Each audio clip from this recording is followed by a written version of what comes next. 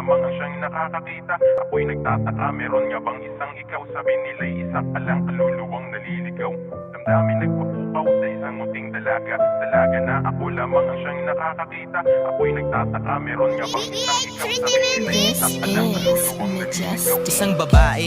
Isang babaeng misteryosa, may pagkamahiyain ngunit may imaheng Diyosa. Sa pag-ibigay salat di kailanman naging lunod. Mga mata niyang mapanglaw na para bang isang puntod. Siya ay nakatira sa bahay sa isang liblib na baryo na nagpapataas sa aking mga balahibo. Mga lapid ang merong mga pangalan na Latino at mga nakakatakot na imahe ng anito. Buo aking loob sanay malaman ng istorya tungkol dun sa babaeng may pangalang Josefina. Ako ay nadala sa tugtog ng isang violina at sa amoy ng rosas na sadyang nangahalina. Sana'y malaman ko buong buo niyang pagkatao, kahit na ang nasa isip ko'y puno ng pagkawirdo. Patawad po bathala kung ito ay kasalanan. Ako ay nagmahal sa babaeng nasa larawan. Damdamin nagpapukaw sa isang munting dalaga. Dalaga na ako lamang ang siyang nakakakita. Ako'y nagtataka, meron nga bang isang ikaw? Sabi nila'y isa ka lang, kaluluwang naliligaw. Damdamin nagpapukaw sa isang munting dalaga. Dalaga na ako lamang ang siyang nakakakita. Ako'y nagtataka, meron nga bang isang ikaw? Sabi nila'y isa ka lang, kaluluwang naliligaw. Kay tagal ko nag-isip, napakaraming katanungan. Bagay ba na imposible dapat pang paniwalaan? Dapat nga ba o dapat na sigurong talikuran? Lumilipad na dahon sa gitna ng dapit hapon. Ang dami ng tanong sa isip ko'y nagpatong-patong. Kasagutan ba'y dala ng hangin at pati ng alon? Totoo nga bang ikay matagal nang nasa kabaong? Dapat ko na sigurong tanggapin ng totoo. Ikay nabubuhay na lamang sa isang lumang litrato. Pag-ibig na malalim na gabing naging sukdulan. Pangarap na pinutol ng salitang kamatayan. Sana'y makarating ka na sa iyong paroroonan. At pangako ko sa iyong ikay di ko kalilimutan. Ito ay natatangit pambihirang kasaysayan. Binalot ng lungkot ang pagsarado ng pintuan. Damdamin nagpapukaw sa isang munting dalaga. Dalaga na ako lamang ang siyang nakakakita. Ako'y nagtataka, meron nga bang isang ikaw? Sabi nila'y isa ka lang, kaluluwang naliligaw. Damdamin nagpapukaw sa isang munting dalaga. Dalaga na ako lamang ang siyang nakakakita. Ako'y nagtataka, meron nga bang isang ikaw? Sabi nila'y isa ka lang, kaluluwang naliligaw. Damdamin nagpapukaw sa isang munting dalaga. Dalaga na ako lamang ang siyang nakakakita. Ako'y nagtataka, meron nga bang isang ikaw? Sabi nila'y isa ka lang, kaluluwang naliligaw. Damdamin nagpapukaw sa isang munting dalaga. Dalaga na ako lamang ang siyang nakakakita. Ako'y nagtataka, meron nga bang isang ikaw? Sabi nila'y isa ka lang, kaluluwang naliligaw.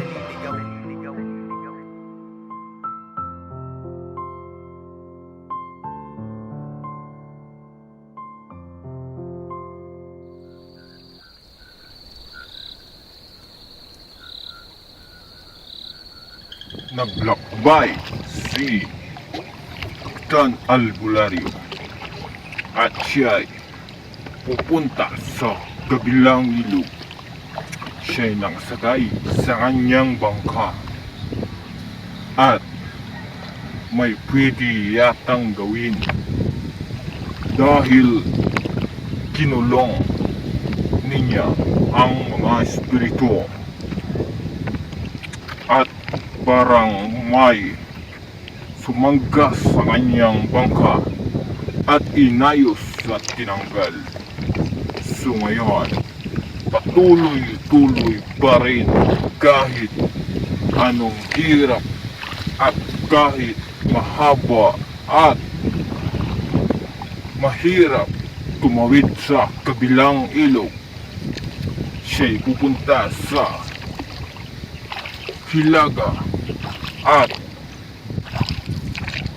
may pwede yatang gawin at siya'y biglang tumigil at parang may nakikita siya sa biglang may tumulak, pero patuloy-tuloy pa rin ang kanyang ginagawa. Siya'y sagwan ng sagwan dahil na mahaba at maagos ang ilog. So ngayon, siya'y nakababa na at ito na siya ngayon at hahanap ng pwede yatang paglibingan ng mga kinulong ninyang kaluluwa sa bote at siya'y at kanyang inilibing nasa lupa.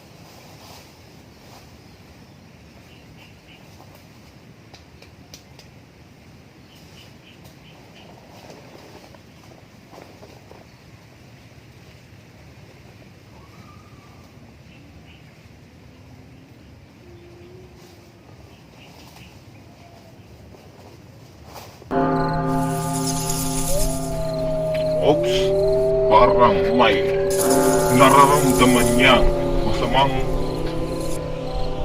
pangitain at marami mga kaluluwang umiikot-ikot sa kanya at ginamit ang kanyang mahiwagang itak at sinusok sa lupa. So ngayon, nagtagumpay, wasak